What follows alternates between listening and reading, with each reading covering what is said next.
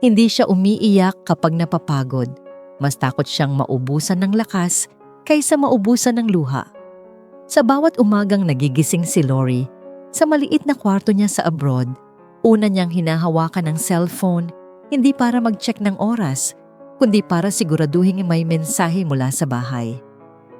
52 taong gulang na siya at kabisado na ng katawan niya ang paulit-ulit na siklo, trabaho, uwi, tawag sa pamilya, tulog. Walang engranding pangarap ang gumigising sa kanya araw-araw, kundi isang tahimik na paniniwala na lahat ng ito may patutunguhan. Sa trabaho, tahimik si Lori pero maaasahan. Kilala siya bilang ate na hindi reklamo ang puhunan, kundi tiyaga.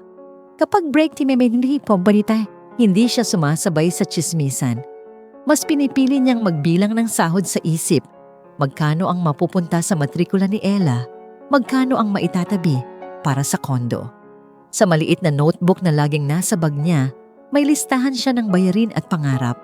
Hindi ito pangarap na magarbo, kundi simpleng buhay na hindi na kailangang mangibang bansa balang araw. Tuwing gabi, nagiging mas magaan ang dibdib niya kapag tumutunog ang video call. Doon niya nakikita si Ramon, nakangiti, tila abala sa bahay.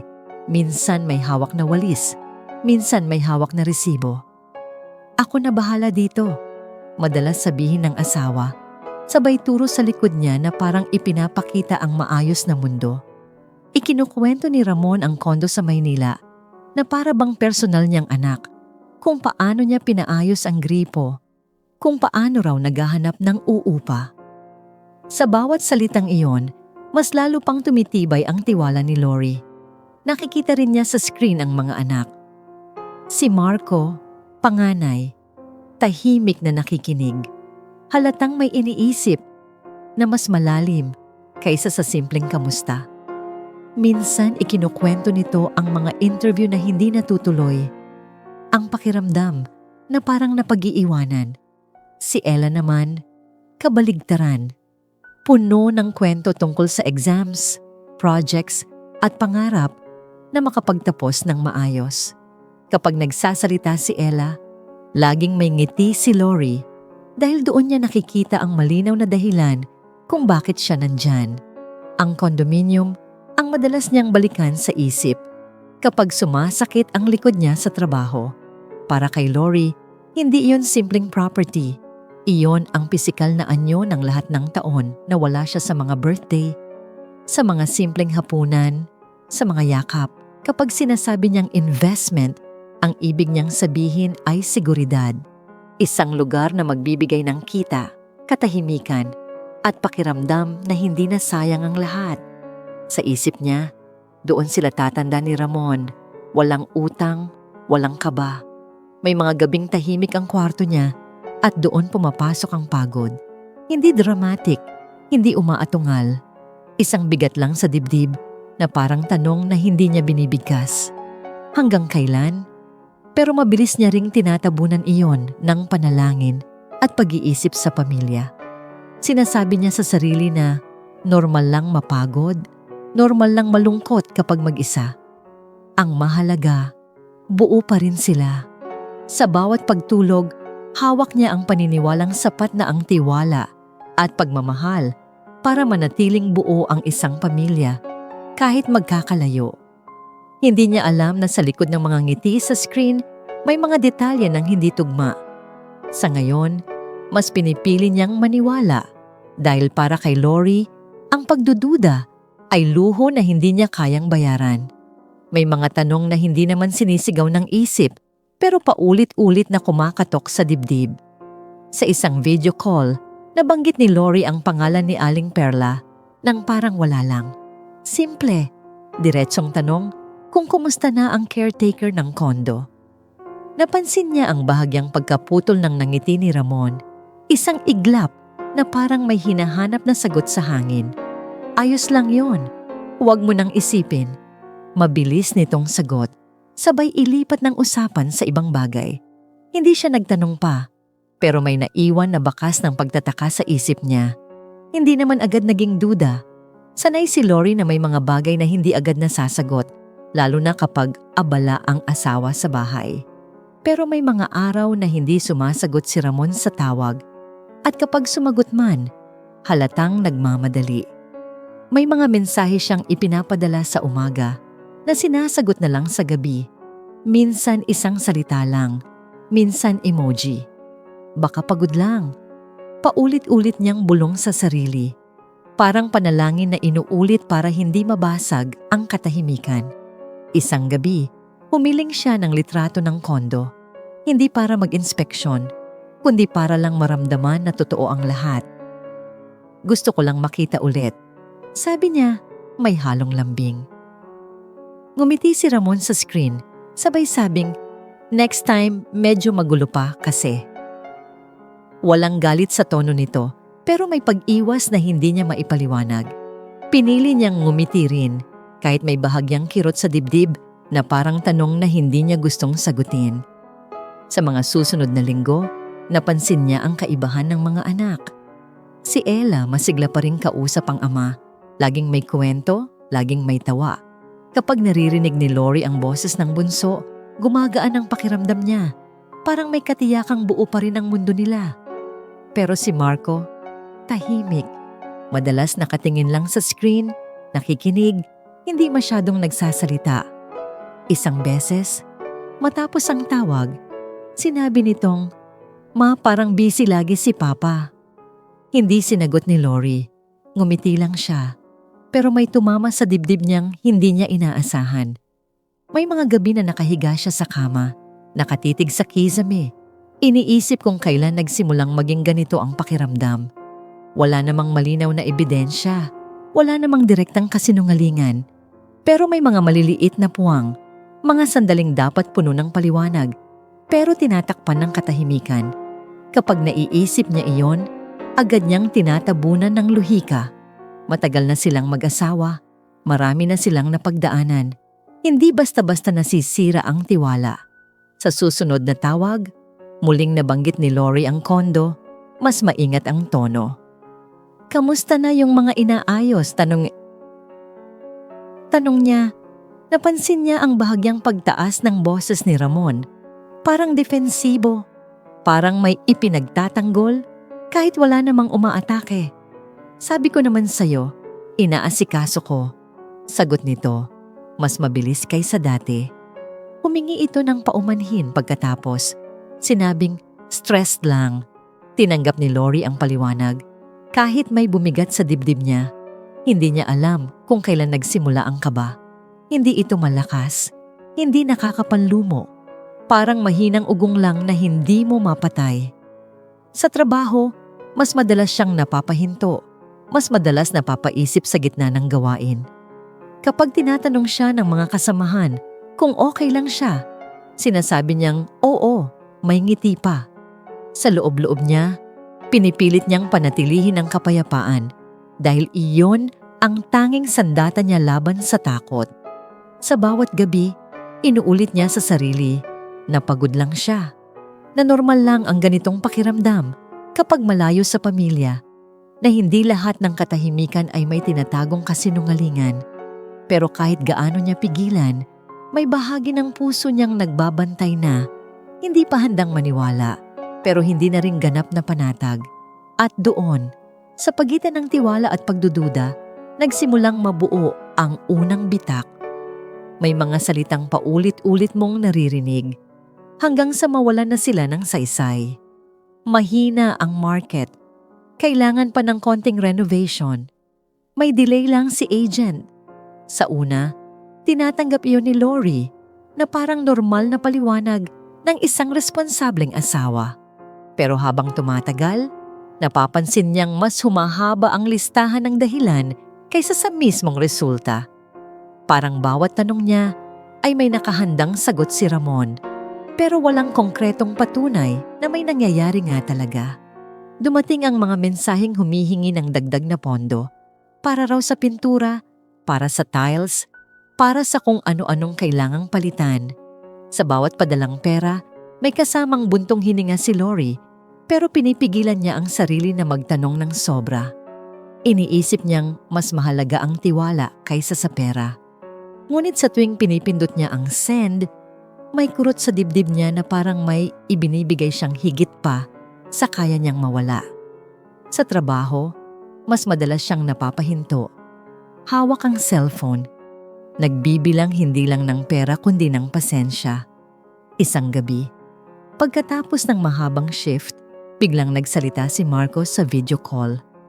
Hindi galit ang tono, hindi rin mapanghusga, diretso lang.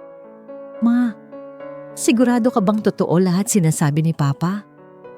Parang may malamig na hangin na dumaan sa pagitan nila. Hindi agad nakasagot si Lori.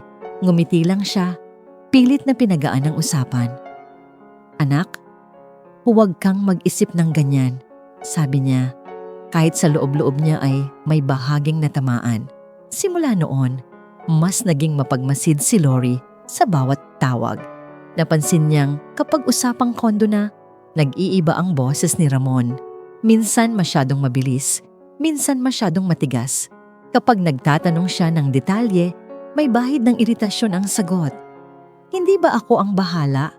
Minsang nasabi ni Ramon, sabay bawi ng paumanhin. Sinisi nito ang pagod, ang stress, ang responsibilidad. Tinanggap ni Lori ang paliwanag, pero may nabawas na piraso sa kapanatagan niya. May mga gabi ring bumabalik ang lambing. Tatawag si Ramon ng kusa, mangungumusta, magbibiro tulad ng dati. Miss na miss kita, maririnig niya. At sa sandaling iyon, babagsak ang lahat ng hinala. Maiisip ni Lori na baka siya lang ang nag-iisip ng kung ano-ano. Na baka dala lang ito ng distansya at pagod. Pero hindi nagtatagal ang init. Bigla ring may mga araw na malamig ang usapan. Parang may pader na biglang itinayo sa pagitan nila. Si Ella, walang kamalay-malay sa bigat na bumabalot sa mga magulang, ay patuloy sa pagkukwento ng mga pangarap niya. Sa bawat ngiti ng bunso, mas lalong nahihirapan si Lori na magduda. Ayaw niyang sirain ang imahe ng pamilyang pinanghahawakan ng mga anak. Kaya kahit may bumibigat na tanong sa isip niya, pinipili niyang itago ito sa likod ng pagiging ina. Sa isip niya, mas mabuti nang siya ang mag-alala kaysa ang mga bata. Habang tumatagal, ang kondo na dati simbolo ng pag-asa ay nagiging simbolo ng kalituhan. Sa tuwing naiisip niya iyon, hindi na lang pagod ang nararamdaman niya, kundi takot na hindi niya matukoy ang pinanggagalingan. Hindi takot na mawalan ng pera, kundi takot na baka may nawawala siyang mas mahalaga. Sa mga sandaling nag-iisa siya, napapatanong siya sa sarili kung kailan naging ganito kabigat ang isang pangarap na dating nagbibigay lakas. Hindi pa malinaw ang sagot, pero malinaw na may nagbago. Ang mga dahilan ay dumadami, ang pera ay umaalis, at ang mga tanong ay hindi na mapatahimik. Sa kabila ng lahat, patuloy pa rin kumakapit si Lori sa paniniwalang maayos ang lahat. Pero sa ilalim ng paniniwalang iyon, may isang tanong na unti-unting humihigpit at alam niyang darating ang araw na hindi na niya kayang baliwalain. Hindi plano ang pag-uwi, desisyon iyon na ginawa sa loob ng ilang segundo sa gitna ng isang tawag na biglang naputol. Nakatingin si Lori sa itim na screen ng cellphone, ramdam ang kakaibang tibok ng dibdib na hindi na niya kayang ipagsawalang bahala. Walang iyakan, walang drama. Tahimik lang siyang nag-empake, parang may hinahabol na katotohanang ayaw nang maghintay. Sa airport, habang nakapila, doon niya unang naramdaman ng bigat, hindi ng maleta, kundi ng posibilidad na mali ang lahat ng pinaniwalaan niya. Paglapag niya sa Maynila, hindi siya dumiretso sa bahay. Diretsong taxi, diretsong kondominium. Sa loob ng sasakyan, pinagmamasdan niya ang mga ilaw ng lungsod na matagal niyang iniwan. At sa bawat kanto ay may alaala ng sakripisyo. Pagdating sa lobby, binati siya ng guard ng magalang.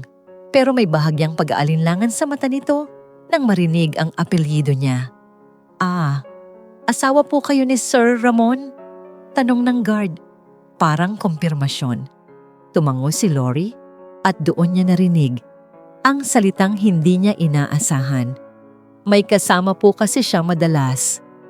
Hindi nagtanong si Lori. Hindi siya huminto. Pero ramdam niya ang unti-unting panlalamig ng mga kamay niya habang papasok sa elevator. Sa bawat pag-angat ng numero, mas lumalakas ang tibok ng puso niya. Parang may countdown sa loob ng dibdib. Pagdating sa tamang palapag, tahimik ang hallway. Pero para kay Lori, parang may sumisigaw na babala sa bawat hakbang. Huminto siya sa harap ng pinto ng unit. Ang pintong binili ng pawis at taon ng buhay niya. Pagpasok niya, unang bumungad ang amoy. Hindi amoy pintura, hindi amoy bagong ayos, kundi pabangong hindi niya kailanman ginamit. Isang amoy na may presensya, may kumpiyansa at may inaangking espasyo. Huminga siya ng malalim, pilit pinatatag ang sarili, saka nagsimulang maglakad. Sa sala, may mga una na hindi niya pinili. May kurtinang masyadong babae para sa panlasa ni Ramon. Parang may ibang kamay na humawak, may ibang mata na pumili. Sa banyo, may toothbrush na hindi kanya.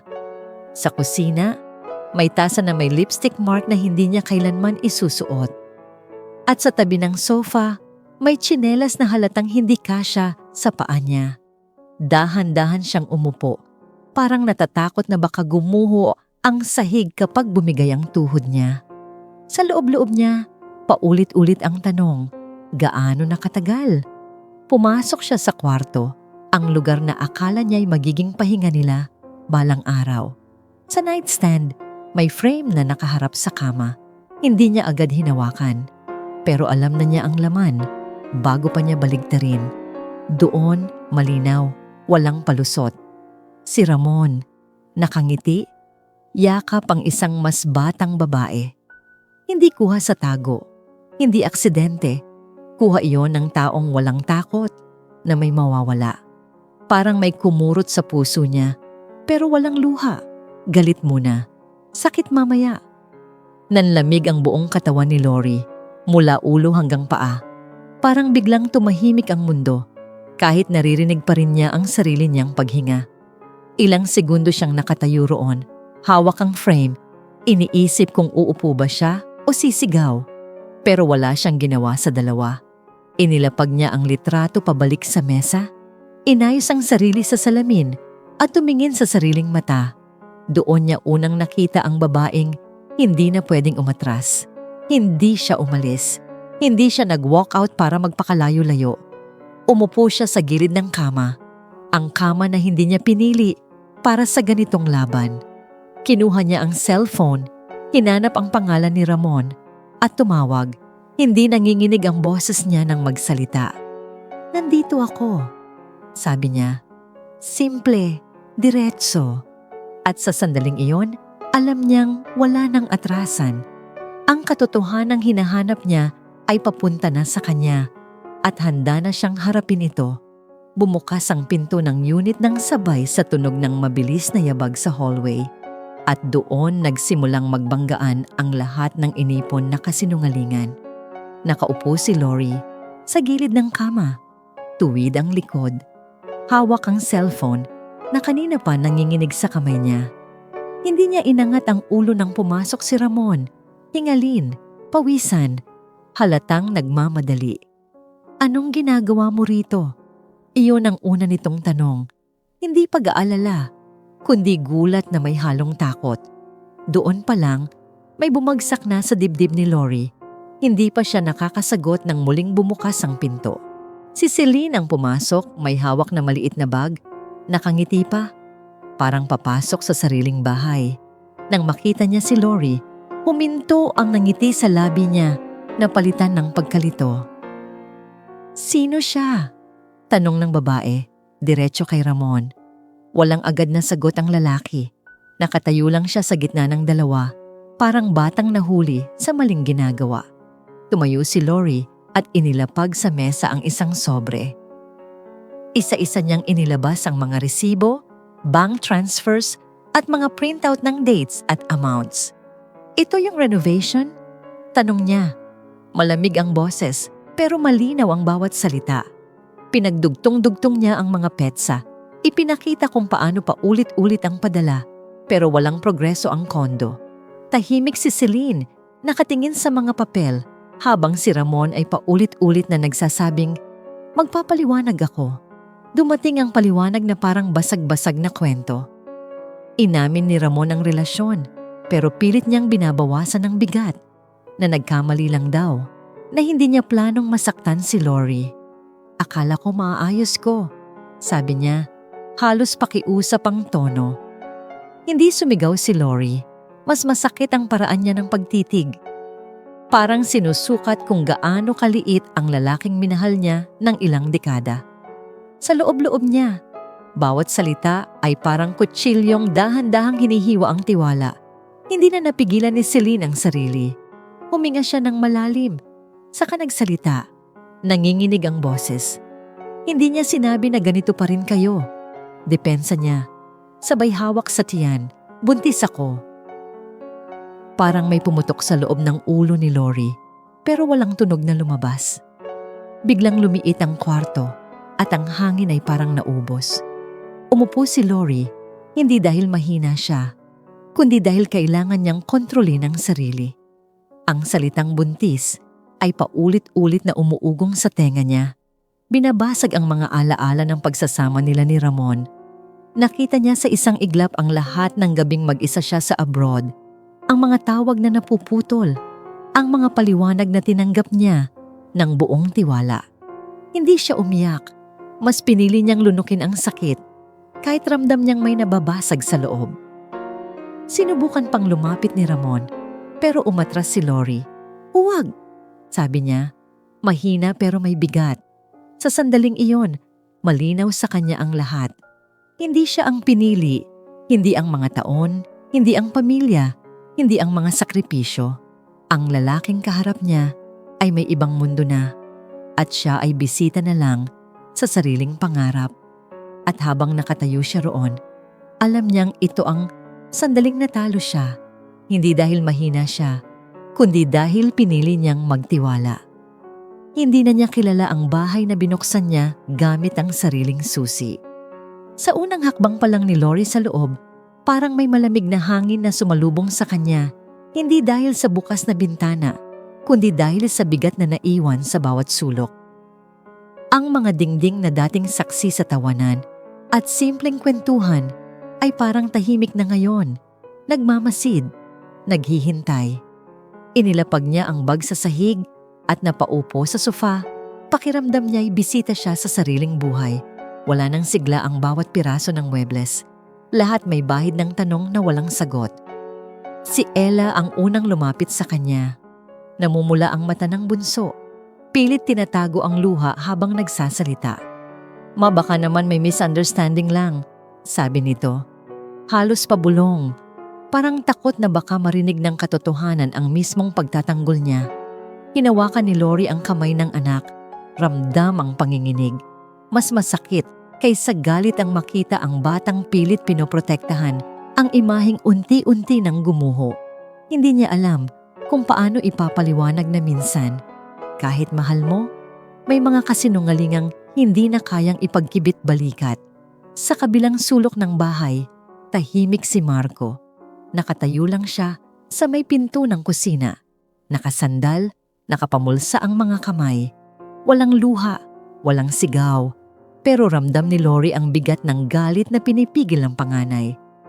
Isang beses lang silang nagtagpo ng mata at sapat na yon. May mga katotohanang hindi na kailangang sabihin. Malinaw na malinaw sa mga mata ni Marco na matagal na niyang naramdaman ang mali. At ngayon, kumpirmado na ang hinalang matagal niyang kinimkim. Si Ramon ay nasa loob ng kwarto, pero parang wala. Lumabas siya sandali para kumuha ng tubig, hindi makatingin ng diretso sa mga anak. Ang mga balikat niyang dating matatag ay bagsak na ngayon. Parang pasa ng bigat ng sariling ginawa. Walang paliwanag na lumabas sa bibig niya. Walang pagtatanggol. Ang hiya at takot ay nakaukit sa mukha niya at sa bawat hakbang niya palayo, mas lalong lumalayo ang imahe ng amang kilala ng pamilya. Hindi na siya ang sentro ng tahanan, Isa na lang siyang aninong gumagalaw sa gilid. Sa mga sumunod na araw, naging mabagal ang oras. May mga gabing gising si Lori, nakatingin sa kisame, binabalikan ang bawat taon na ginugol niya sa malayo. Paulit-ulit niyang tinatanong ang sarili kung saan siya nagkulang, kung masyado ba siyang nagtiwala, kung masyado ba siyang nawala sa bahay para magtrabaho. Sinubukan niyang hanapin ang eksaktong sandali kung kailan nagsimulang masira ang lahat, pero walang malinaw na sagot. Ang sakit ay hindi lang dahil sa pagtataksil, kundi dahil sa tanong kung sapat ba siya bilang asawa at ina. Ang bahay na dating pahinga ay naging lugar ng tensyon. Tahimik ang hapagkainan. Walang nagtatanong kung masarap ba ang ulam. Ang mga pintuan ay mas madalas sarado. Ang mga ilaw ay mas madalas patay. Kapag may magsasalita, maingat ang bawat salita. Parang may minamarkahang sugat na ayaw masagi. Kahit ang simpleng tunog ng kubyertos ay parang masyadong malakas sa katahimikan. At sa gitna ng lahat, naramdaman ni Lori ang pagiging mag-isa. Kahit napapaligiran ng pamilya, hindi siya sumuko, pero hindi rin siya buo. Ang dating ligtas na tahanan ay may mga bitak na hindi basta-basta maaayos. Sa bawat araw na lumilipas, malinaw sa kanya na hindi ito simpleng yugto lang ng sakit. Ito ang fallout ng isang katotohanang tuluyang nagbago sa lahat. Hindi niya inaasahan ang pagkatok. Isang mahina, alanganing tunog sa gate, parang takot na marinig. Pagbukas ni Lori, nandoon si Aling Perla, nakayuko. Hawak ang lumang shoulder bag na parang sandalan ng konsensya. Hindi na kailangang magpakilala. Kilala niya ang mukha sa mga kwentong madalas iwasan ni Ramon.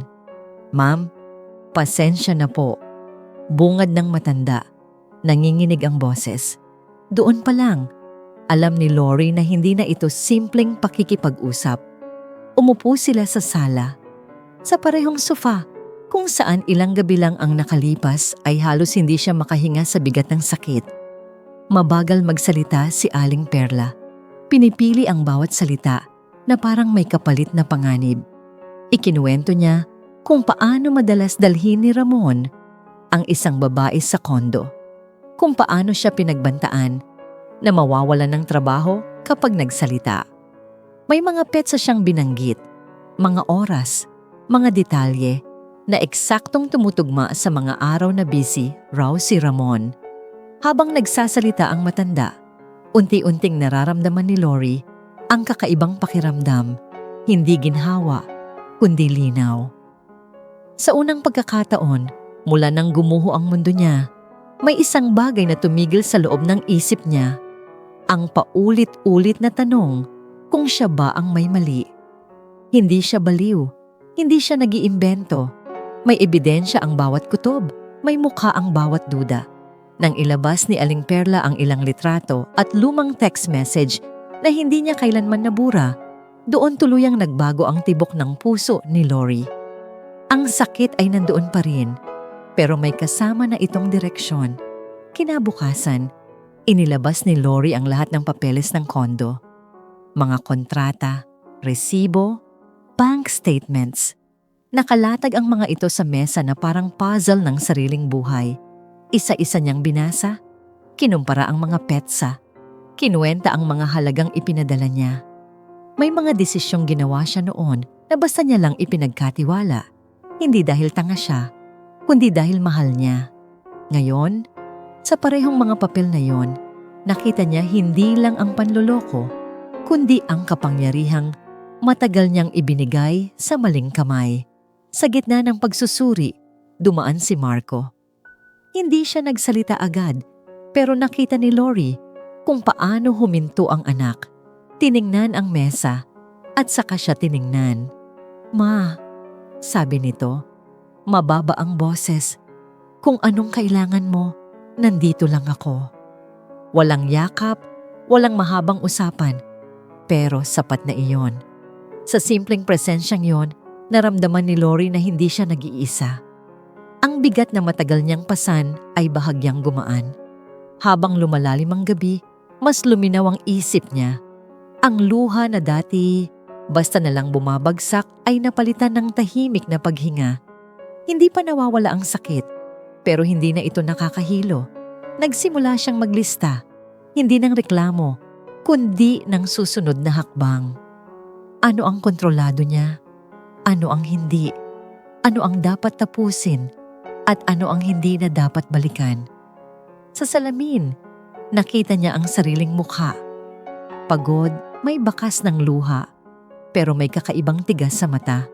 Hindi na siya ang babaeng nagtatanong kung saan siya nagkulang. Isa na siyang babaeng alam kung ano ang nawala. At higit sa lahat, alam kung ano ang hindi na niya muling ibibigay. Sa loob niya, may isang tahimik na pasya na parang ugat na tumitibay sa lupa. Hindi na siya mananatiling biktima. Hindi pa ito paghihiganti. Hindi pa ito laban.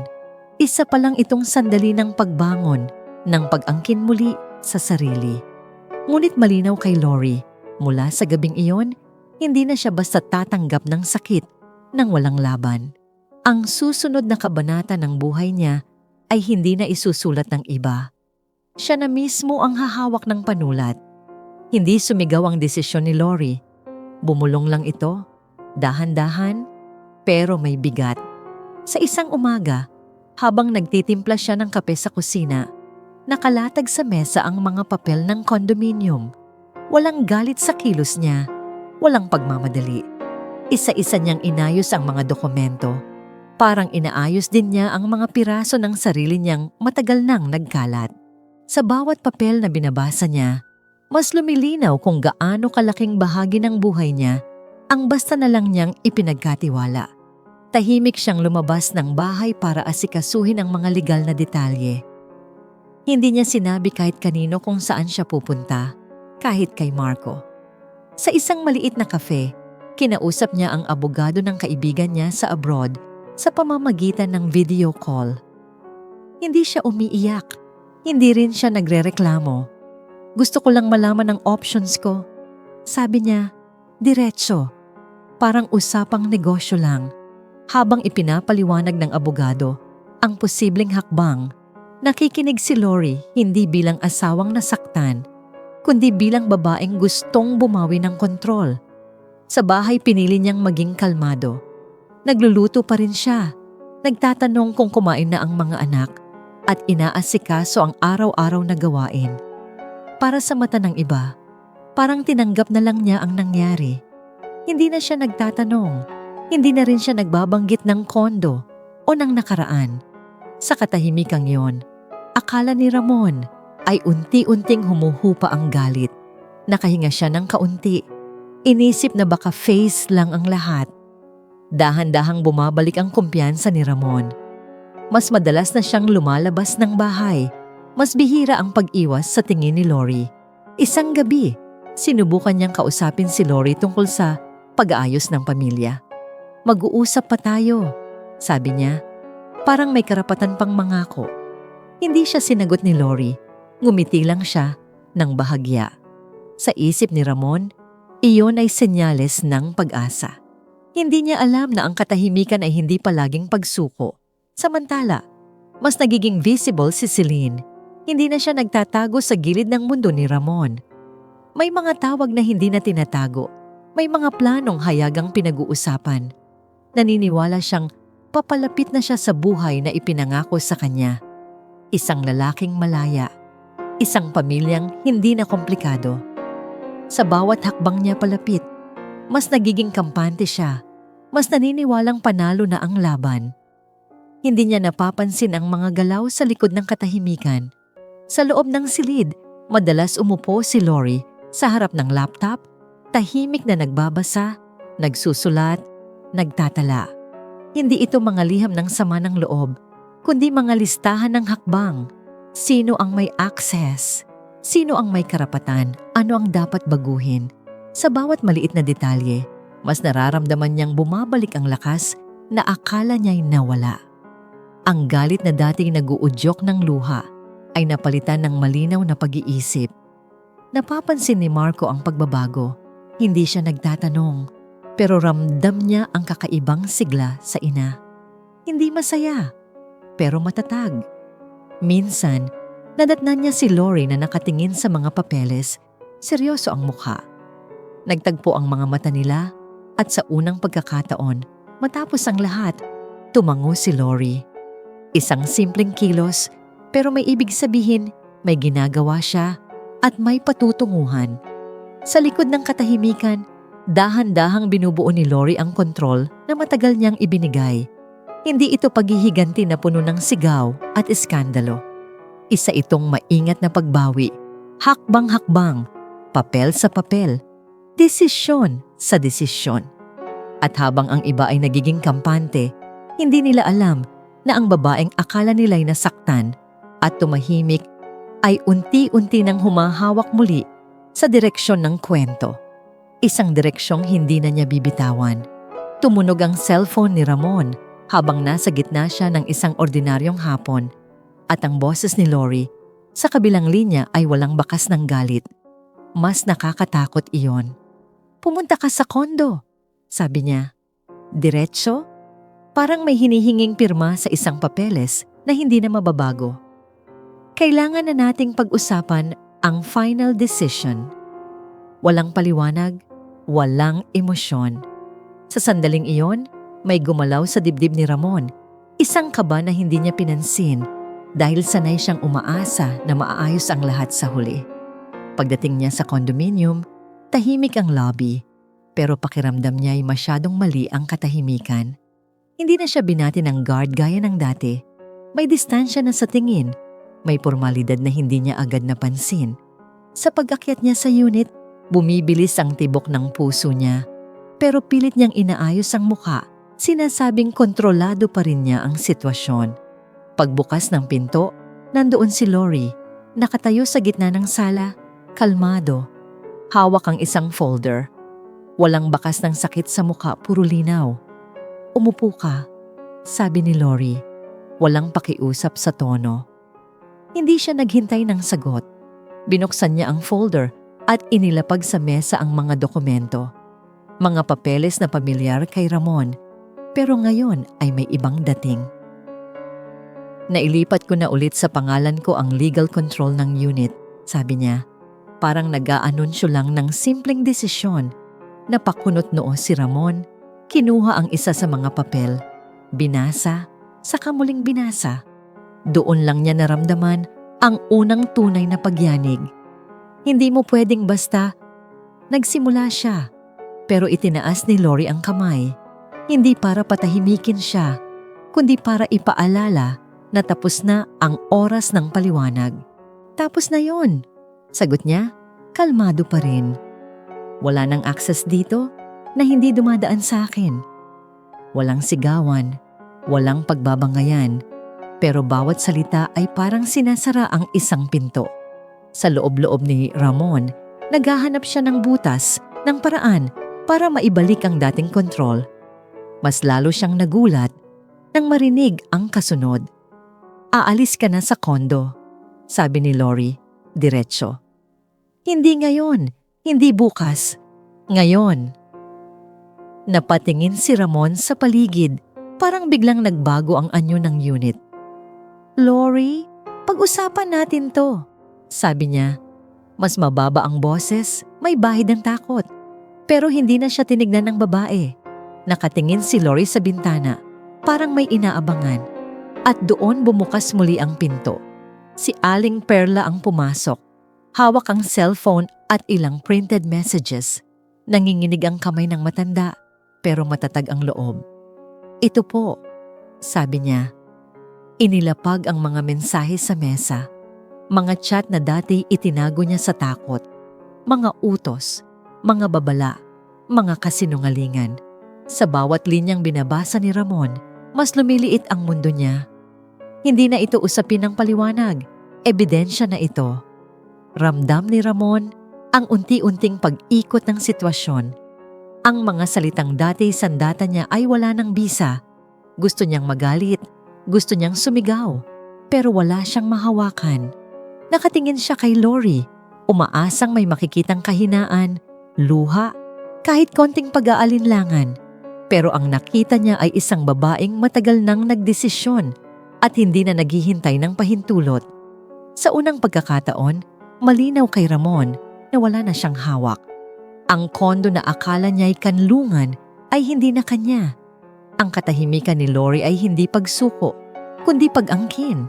Habang nakatayo siya roon, hawak ang mga papel na nagpapatunay ng pagkatalo niya. Unti-unti niyang nauunawaan. Ang laban ay hindi pa tapos, pero ang direksyon ay hindi na sa kanya. At sa gitna ng katahimikan, si Lori ang malinaw na may hawak ng kwento. Hindi niya itinataas ang boses kapag sigurado na siya. Sa hapagkainan, nakaupo silang lahat. Isang eksenang dati normal, pero ngayon ay puno ng tensyong halos mahawakan. Nakahawak si Lori sa gilid ng mesa. Ramdam ang kahoy sa ilalim ng palad niya. Parang nagpapaalala na totoo ang sandaling ito. May bagong upa na ang kondo, sabi niya. Diretso, walang paligoy, walang drum roll, walang paliwanag muna. Isang pahayag na agad nagbago ng hangin sa loob ng bahay. Napatingin si Ramon sa kanya, parang umaasang may kasunod na pag-usapan pa natin. Pero wala. Sa tono ni Lori, malinaw na tapos na ang mga negosasyon na matagal niyang iniiwasan. Legal na, maayos na. Dagdag niya, sabay tingin sa mga anak. Hindi siya humihingi ng permiso, nagbabahagi siya ng desisyon. Sa sandaling iyon, naramdaman niyang bumalik ang isang bahagi ng sarili niyang matagal niyang isinantabi. Ang kakayahang magpasya ng hindi nanginginig. Huminga siya ng malalim bago harapin si Ramon. Ama ka pa rin ng mga anak natin, sabi niya. Mahinahon pero matatag. Iyon, hindi ko kailanman aalisin. May sandaling umasa si Ramon sa mga salitang yon, pero agad din itong naputol. Pero hindi na kita asawa. Walang galit, walang insulto. Isang malinaw na hangganang itinayo, hindi para manakit, kundi para protektahan ang sarili. Parang may pader na biglang tumayo sa pagitan nila, hindi na mababasag ng pangako o paliwanag. Sa labas ng bahay, ibang realidad ang naghihintay kay Celine. Isang tawag lang ang natanggap niya, maikli, diretso. Kailangan na niyang umalis sa kondo. Walang eksena, walang sigawan, walang nagmamakaawa. Isang desisyong ipinatupad dahil iyon ang tama, hindi dahil iyon ang masakit. Habang nag-iimpake si Celine ng mga gamit, ramdam niya ang bigat ng pagkawala, hindi lang ng tirahan, kundi ng ilusyon, na may puwang siya sa buhay na hindi kanya. Bawat hakbang na ginawa ni Lori ay may kasamang kaba, pero mas malakas ang pakiramdam ng dignidad na unti-unting bumabalik. Hindi niya inaasahang ganito ang pakiramdam, hindi lubos na masaya, pero hindi na rin wasak. Sa bawat papel na pinirmahan, sa bawat desisyong ipinaglaban, parang may ibinabalik sa kanya na matagal nang kinuha ng takot at pagdududa. Ang kondo na minsang naging simbolo ng panloloko ay ngayon hawak na niya muli, hindi bilang sugat, kundi bilang patunay na kaya pa rin niyang tumayo. Si Ella ay tahimik na umiiyak sa gilid ng mesa. Hindi siya galit, hindi rin siya nagtatanong. Ang mga luha niya ay hindi protesta, kundi pagtanggap. Lumapit si Lori at hinaplos ang buhok ng anak. Ramdam ang panginginig nito.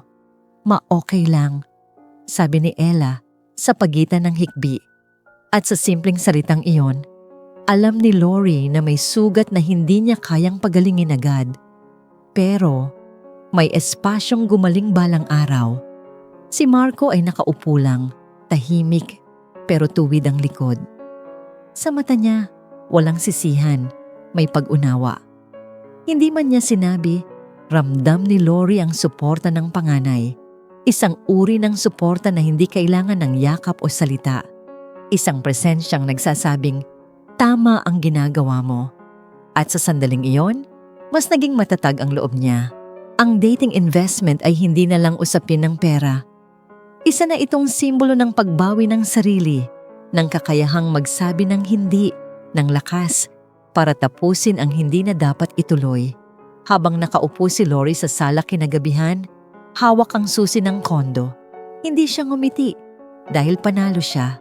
Ngumiti siya dahil, sa wakas, hindi na siya nawawala sa sariling buhay. At alam niyang kahit may mga araw pang masakit sa hinaharap, hindi na siya babalik sa dati, sa babaeng tahimik na nagtitiis kapag dapat na siyang tumayo. Hindi sumama si Ramon sa mga muebles na iniwan niya. Iniwan niya rin ang katahimikan na akala niya'y karapatan pa niya. Sa maliit na apartment na nilipatan niya, manipis ang dingding at masyadong maliwanag ang ilaw. Parang laging may nagpapaalala na wala na siyang maitago. Wala nang gate na bumubukas sa pangalan niya. Wala nang guard na bumabati. Sa bawat pag-uwi niya galing trabaho, siya lang ang sumasalubong sa sarili. Walang tanong kung kumain na ba siya. Walang boses na nagtatanong kung pagod siya. Ang komportabling buhay na nakasanayan niya ay napalitan ng isang espasyong sapat lang para huminga. Kapag dinadalaw niya ang mga anak, may pagbabago sa hangin. Maayos ang usapan, magalang ang tono, pero may distansyang hindi na kayang tabunan ng ngiti. Si Marco ay diretso pa ring nakikipag-usap, pero wala na ang dating lambing. Tinanong lang kung okay ba ang trabaho, kung may kailangan. Parang kausap ang isang kamag-anak na matagal nang hindi kasama sa bahay. Si Ella naman ay mas maingat, mas tahimik, parang takot makapagsabi ng maling salita. Mahal pa rin siya ng mga anak, pero may pader na hindi na basta-basta mawawasak. Sa kabilang banda, iba ang hinaharap ni Celine. Ang pagiging visible niya noon ay napalitan ng pagiging desperado ngayon. May mga gabing tumatawag siya kay Ramon, humihingi ng tulong, pera, oras, presensya. Hindi na pangarap ang pinag-uusapan nila, kundi pangangailangan. Sa bawat tawag, mas ramdam ni Ramon ang bigat ng responsibilidad na pinasok niya ng hindi handa. Hindi na ito lihim na relasyon, isa na itong realidad na may kapalit na pagod at takot. Samantala, si Lori ay unti-unting bumabalik sa ritmo ng araw-araw. Pagod pa rin siya, pisikal at emosyonal, pero may kakaibang gaan sa dibdib tuwing gabi. Kapag nakahiga siya, hindi na siya napapaisip kung tama ba ang desisyong ginawa niya. May mga sandaling tahimik lang ang isip niya, walang tanong, walang pagsisisi. Hindi pa yun lubos na kapayapaan, pero sapat na para makahinga ng malalim. May mga gabing bumabalik ang sakit bigla, parang alon na hindi niya inaasahan. Isang kanta sa radyo, isang alaala sa kusina, isang pangalan na maririnig. Doon muling sumisikip ang dibdib niya. Pero hindi na siya natitinag tulad ng dati. Alam na niya kung saan ilalagay ang sakit. Hindi na ito gumugulo sa bawat desisyon niya. Natutunan niyang hindi kailangang mawala ang sugat para magpatuloy. Sa bahay, unti-unting nag-a-adjust ang lahat. May katahimikan pa rin pero hindi na mabigat tulad ng dati. Si Ella ay mas madalas na lumalapit kay Lori. Minsan magtatanong, minsan yayakap lang. Si Marco ay mas present, hindi pala salita, pero ramdam ang proteksyon. Hindi perpekto ang bagong ayos ng pamilya, pero totoo. Walang maskara. Walang ilusyon. Si Ramon, sa sarili niyang espasyo, ay nagsisimulang harapin ang mga bunga ng pinili niya.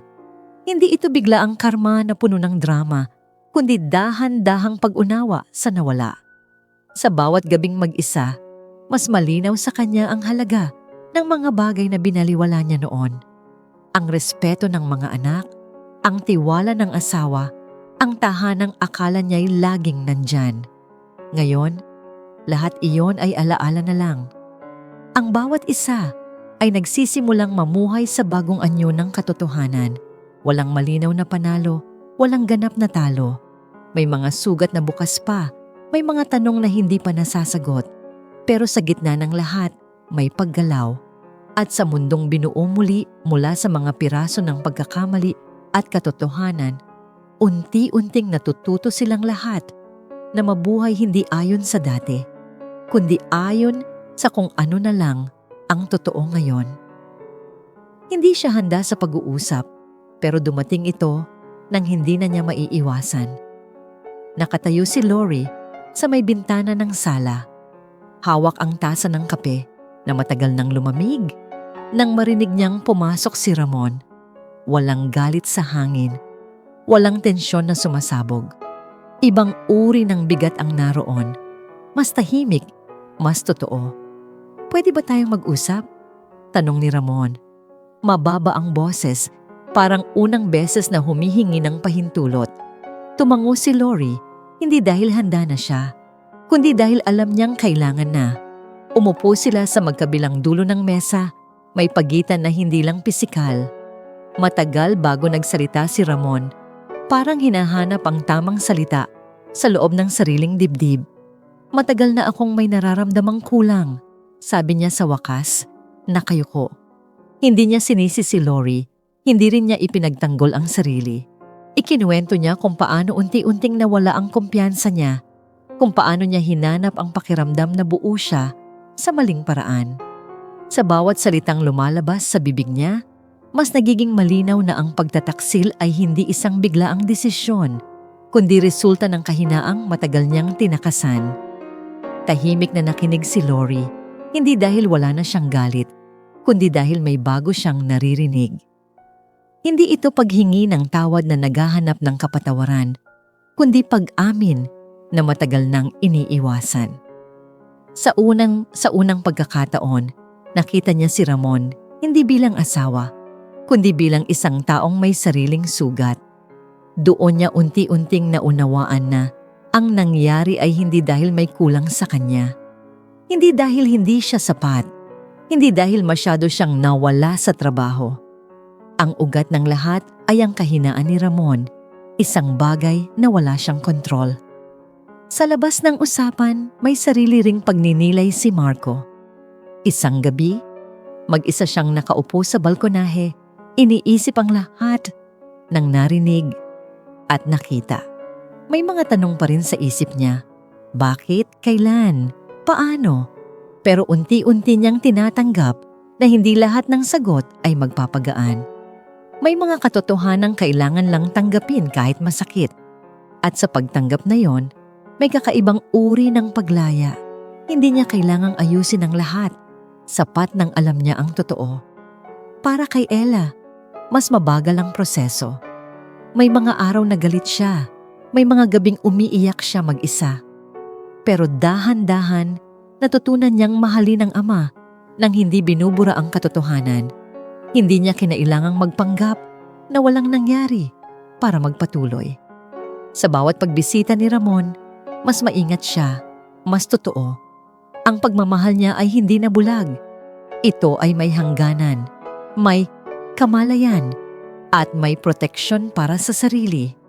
Si Lori naman ay humarap sa sarili sa paraang matagal niyang ipinagpaliban.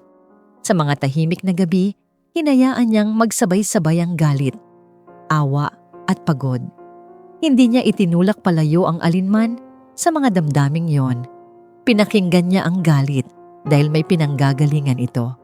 Tinanggap niya ang awa dahil bahagi ito ng pagiging tao at inamin niya ang pagod dahil hindi siya bakal. Sa pagtanggap na yon, mas naging malinaw ang sarili niyang lakas. Doon niya nakita ang mas malalim na ugat ng lahat. Hindi lang ng pagtataksil, kundi ng sarili niyang tahimik na pagtitiis noon. Napagtanto niyang matagal na rin niyang isinantabi ang sarili para sa kapakanan ng iba.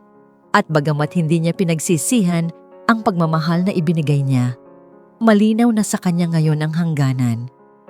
Ang pag-unawa ay hindi nangangahulugang pagbabalik. Ang empatiya ay hindi nangangahulugang paglimot.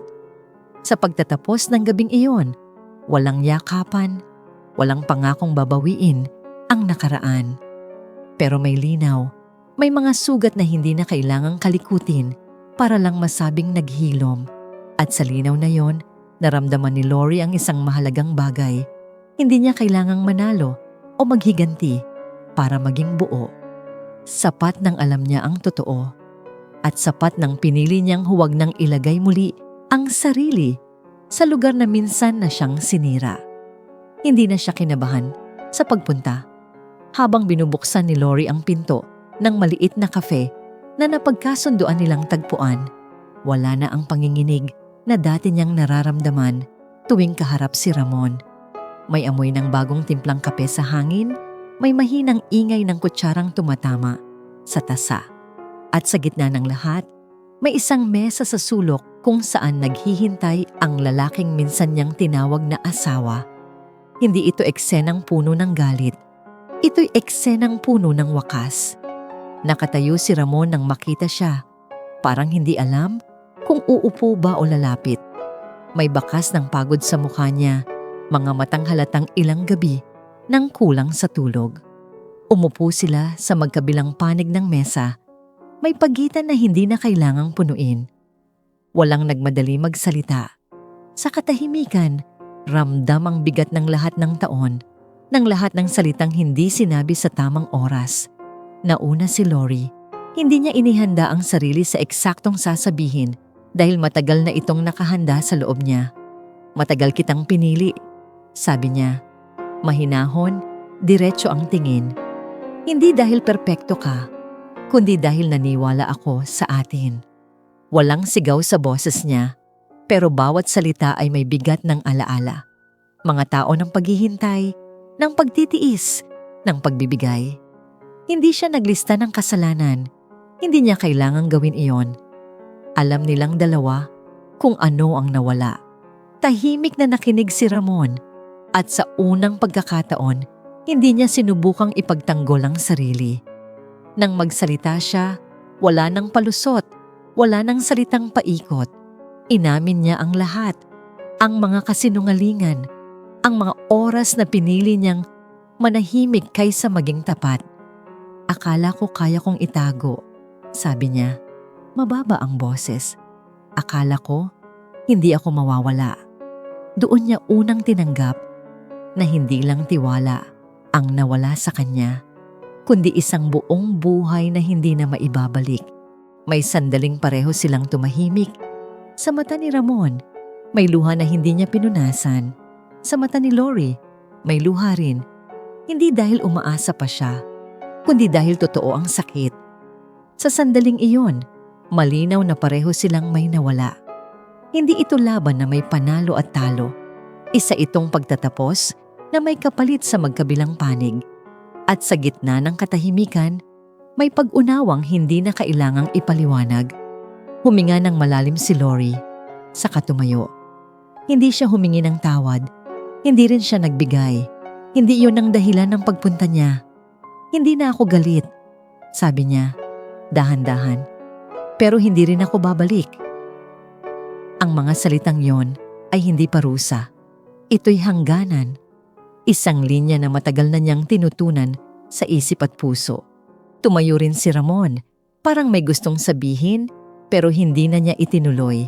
Alam niyang may mga bagay na huli na para ayusin. Sa huling pagkakataon, nagtagpo ang mga mata nila. Walang sisi, walang pangako. Isang tahimik na pag-amin na ang mga landas nila ay tuluyan ng maghihiwalay. At sa simpleng pagtango ni Lori, doon natapos ang lahat. Paglabas ni Lori ng kafe, tinamaan siya ng malamig na hangin. Hindi ito eksenang may palakpakan o dramatikong musika.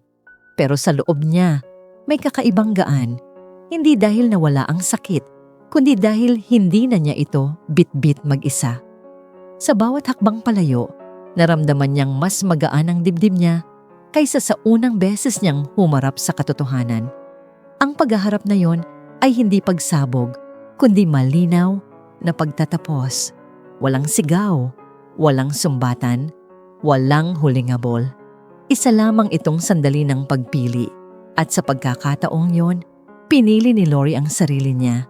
Hindi bilang biktima, hindi bilang galit na asawa, kundi bilang babaeng alam na ang hangganan ng pagmamahal at ang halaga ng pag-alis kapag tapos na. May tunog ang pera kapag malinaw ang pinanggalingan nito. Hindi ito kalansing ng barya o ingay ng resibo, kundi ang katahimikang dala ng katiyakan. Ilang buwan matapos ang lahat, nakaupo si Lori sa maliit na mesa sa abroad. Hawak ang phone habang binabasa ang mensahe mula sa property manager. May tenant na ang kondo. Maayos magbayad on time, walang paligoy. Sa unang pagkakataon, matapos ang mahabang panahon, ang investment ay gumagana. Hindi bilang sugat, kundi bilang sandigan. Hindi nagbago ang trabaho niya sa abroad. Pareho pa rin ang mahabang oras, pareho pa rin ang pagod sa katawan. Pero may nag-iba sa loob niya. Hindi na siya nagtatrabaho para tumakas sa problema. Nagtatrabaho na siya para tapusin ang isang yugto ng buhay. Sa maliit na planner na dala niya araw-araw, may bagong marka, target date ng pag-uwi. Hindi bakasyon, uwi para tuluyan. Isang planong hindi na umaasa sa pangako ng iba, kundi sa sariling kakayahan. Sa bawat tawag niya sa mga anak, mas simple ang usapan, pero mas totoo. Walang iniiwasan, walang binabaluktot. Si Marco ay mas diretso na. Ikinukwento ang trabaho, ang mga plano, ang pagod. Hindi na siya naglalagay ng tapang sa boses para protektahan ang ina. Alam niyang matatag na ito. Si Ella naman ay mas bukas sa nararamdaman. Minsan masaya, minsan malungkot, minsan litong-lito. At sa bawat emosyon ng bunso, nandoon si Lori. Hindi para ayusin agad, kundi para makinig. Sa Pilipinas, patuloy na hinaharap ni Ramon ang responsibilidad na hindi na niya maaaring takasan. Hindi siya bayani sa kwentong ito at alam niya iyon. Ama siya. May obligasyon, may limitasyon, may kailangang panindigan. Kapag kasama ang mga anak, tahimik siya, maingat. Hindi siya bumabawi sa salita, bumabawi siya sa presensya. May mga sandaling ramdam niya ang distansya, pero hindi na siya humihingi ng higit pa sa kaya nilang ibigay. May mga gabi ring mag-isa si Lori sa kwarto niya sa abroad pagkatapos ng mahabang shift. Tahimik ang paligid at sa katahimikang yon, lumalabas ang mga alaala. Hindi na sila kasing sakit ng dati, pero nandoon pa rin. Mga bakas ng buhay na minsang pinagsaluhan. Hindi niya tinataboy ang mga yon. Pinapadaan niya. Parang alon na dumarating at umaalis. Natutunan niyang hindi kailangang kalimutan para magpatuloy. Isang gabi, inilabas niya mula sa drawer ang susi ng condominium. Matagal na itong nandoon, hindi niya madalas hawakan. Pinagmasdan niya ang maliit na metal. Simple, walang palamuti. Dati, kapag tinitingnan niya iyon, may bigat sa dibdib. Alaala ng panloloko, ng tiwalang nasira.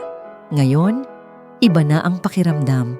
Hawak niya ang susi, hindi bilang biktima ng nakaraan, kundi bilang may-ari ng sarili niyang desisyon. Ngumiti siya. Hindi malapad, hindi dramatiko. Isang maliit na ngiti lang na may kasamang paghinga ng malalim. Hindi dahil nanalo siya laban sa kahit kanino. Hindi rin dahil perpekto na ang lahat.